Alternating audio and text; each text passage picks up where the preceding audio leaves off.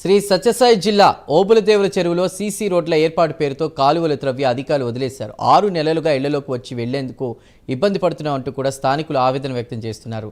ఇక గుంతల్లో చెత్త చెదారం చేరుతోందని, వర్షాలకు నీరు నిల్వ ఉండి ఇబ్బందిగా ఉందని వాపోతున్నారు. ఇప్పటికైనా అధికారులు స్పందించి గుంతలు పూడ్చి రోడ్లు వేయాలని డిమాండ్ చేస్తున్నారు. లేకపోతే ఎంపీడీఓ కార్యాలయం ముందు ఆందోళన చేపడతామని హెచ్చరిస్తున్నారు.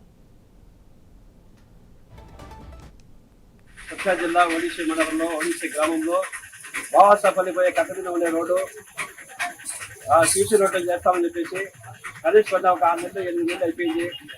అది కటికాలం వేస్తాము, అదంతా డ్రైనేజ్ కాలం రెడీ చేస్తామని చెప్పేసి సీసీ రోడ్ లేదు, డ్రైనేజ్ కాలం లేదు.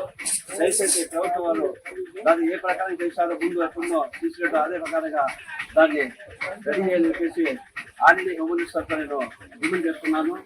అలాగే డ్రైనేజ్ కాలువలు వచ్చేసి 1 అడుగు 1.5 అడుగు 2 అడుగులు వేసినా కూడా రోడ్డు తల్లిగా వేస్తుంది కాదని చెప్పేసి కొంతమంది అడ్డుపడి ఇబ్బందికరం అయిపోయింది. ముస్లిం భక్తుల్లో అంగడికి రావాలా, ఎక్కడ పవర్ అనుకుందా, 2 వీలర్ కానీ ఎక్కడ వాహనాలు కూడా కొంచెం పడిపోతూ ఉన్నాయి.